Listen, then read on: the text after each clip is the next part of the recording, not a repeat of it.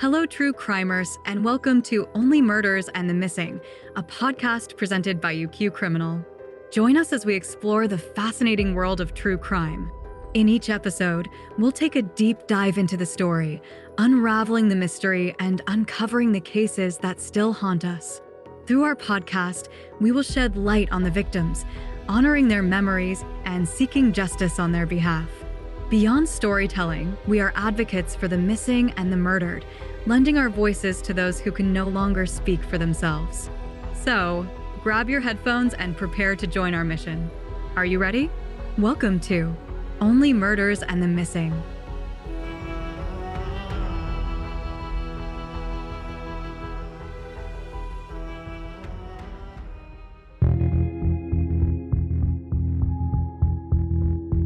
Episode 19, Who Killed My Mother? An innocent sleepover ends in murder. Michael Politte unjustly served time in prison for the murder of his mother, Rita. Now he's looking for her real killer. When a woman was found murdered in a fatal fire in 1998, a 14-year-old boy was arrested based on the physical evidence at the crime scene. He would spend the next 23 years in prison, serving time for a murder he didn't commit. 40-year-old Rita Politte, a single mother of three, had been badly beaten and someone had set her on fire. Her teenage son Michael and his friend were sleeping in a room across the hall. Her two daughters were not living at home at the time. On the 4th of December, 1998, in the town of Hopewell, Missouri, Rita arrived home from her job at a local bar at 11 p.m., with dinner for her son and his friend Josh. Rita and her husband Ed Politte had recently finalized their divorce, and she was living alone with Michael in a mobile home. Michael was scheduled to be at his dad's that evening, but Ed had called Rita to tell her he could not pick up the boy until the next day. Instead, Michael invited his friend to have a sleepover at his house. Shortly after she arrived home, Rita told her son she was going to bed. When they finished eating dinner, the boys went to sleep in Michael's room, where they turned on the radio and closed the door. Around 6 a.m., Michael said he woke up to the smell of smoke. He turned to Josh, who was sleeping beside his bed on the floor, and asked him if he was smoking a cigarette. When the house guest replied, "No," Michael rushed out of bed, opened his bedroom door, and saw a cloud of white smoke filling the hallway. The smoke detector was going off. He tried to call for his mother, but there was no answer. As the two boys crawled around trying to get to the exit, Michael stopped at Rita's bedroom door. There, he found the lifeless body of his mother. She was on fire. While down on his hands and knees, he could see her legs through the heavy smoke. They were covered in blood. I dropped down to my knees to see what I could see. And I see my mother's legs, I seen blood, and I seen fire from essentially her waist up, he said. Upon discovering the fire, Michael tried to extinguish the flames using the garden hose, but it wasn't long enough to reach. When he suddenly realized there was nothing else he could do for her, the boys ran to the nearest neighbor's house to call the police. Investigators combed the horrifying crime scene for clues and found blood on the light switch near Rita's bedroom. They also found droplets on her bedsheet and her burnt body lying face up in the doorway. The source of the fire is still inconclusive.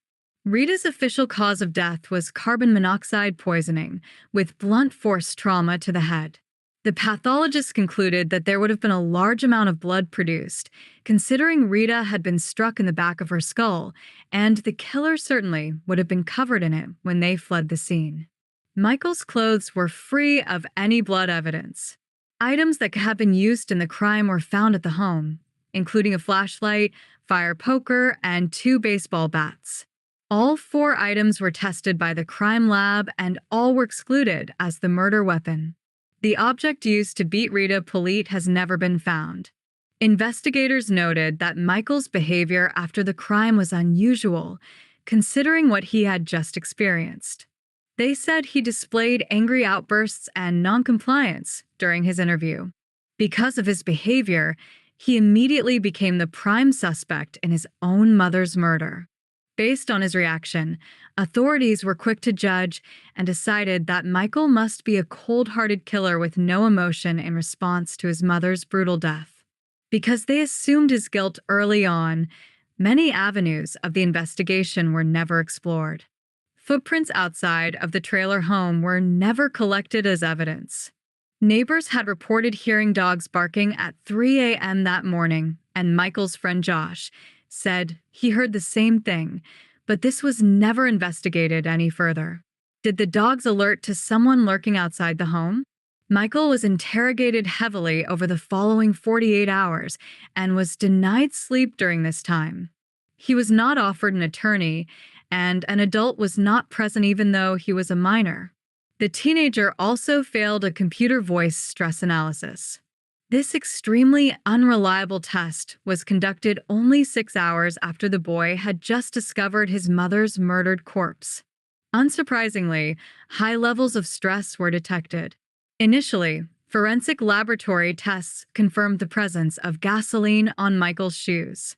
This was the final nail in his coffin. He was arrested and charged with murder, although his trial wouldn't begin until 4 years later in 2003. He has upheld his innocence from the very beginning. Modern testing was later conducted on the shoes, the ones Michael had been wearing on the night of his mother's death. Scientists found that the substance they had once believed to be gasoline was instead a solvent used during the manufacturing process. These solvents have similar properties to that of gasoline. It has yet to be proven that an accelerant was even present at the scene of the crime. Prosecutors knew that the claim of gasoline at the scene was inaccurate, yet they continued with their case against the young boy and ultimately convinced the jury to convict him on faulty evidence. Michael and his friend Josh had corroborating statements of what happened that fateful morning, further giving credence to their claims of innocence. The jury found the now 17-year-old guilty of second-degree murder, and he was sentenced to life, with no chance of parole, and sent to a maximum security prison. In desperation, he wrote to the Midwest Innocence Project and the MacArthur Justice Center, and that's when he became dedicated to proving his innocence. The only forensic evidence linking the teenager to this crime was proven to be false. Tennis shoes have been known to be an obstacle for investigators dealing with arson fires. Improper interrogation techniques were also used by investigators when questioning both of the boys. These techniques have been recognized as leading to false confessions when they are applied to juveniles. This could have contributed to the unusual levels of stress Michael was exhibiting. It was determined that his constitutional rights had been violated.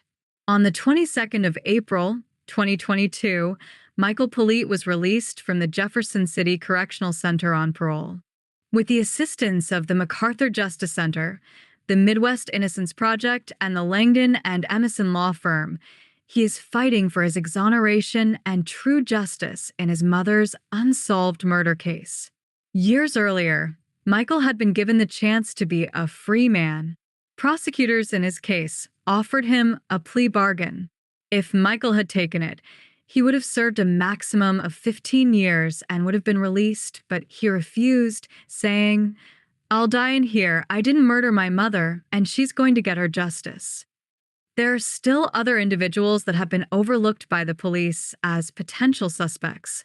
At the time of her death, Rita had been granted child support from her ex-husband during their messy divorce proceedings.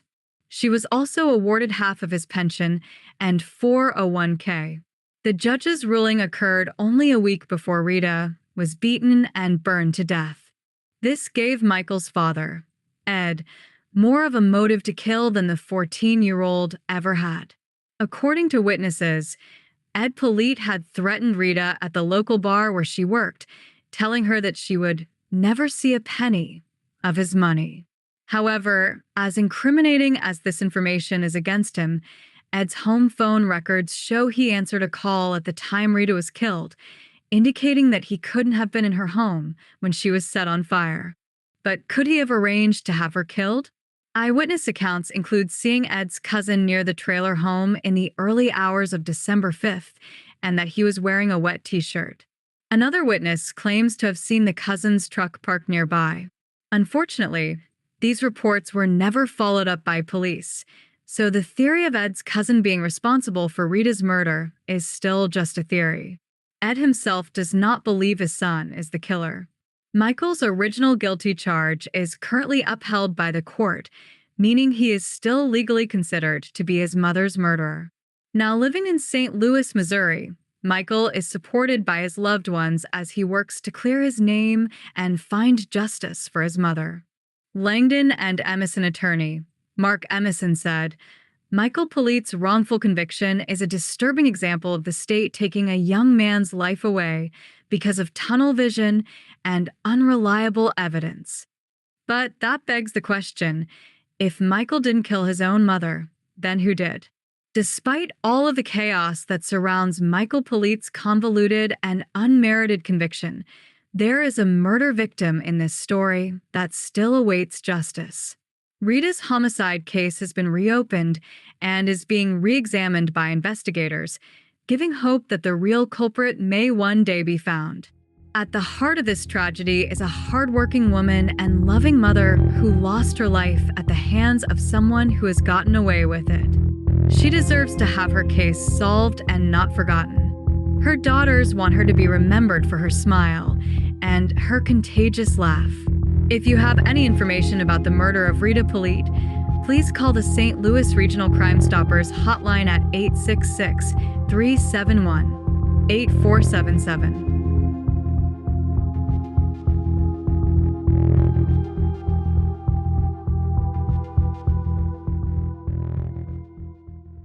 Are you addicted to true crime? I'd love to hear your thoughts on this case. To connect with me and read more true crime stories, go to unquestionablycriminal.com, and I'll see you in the next episode.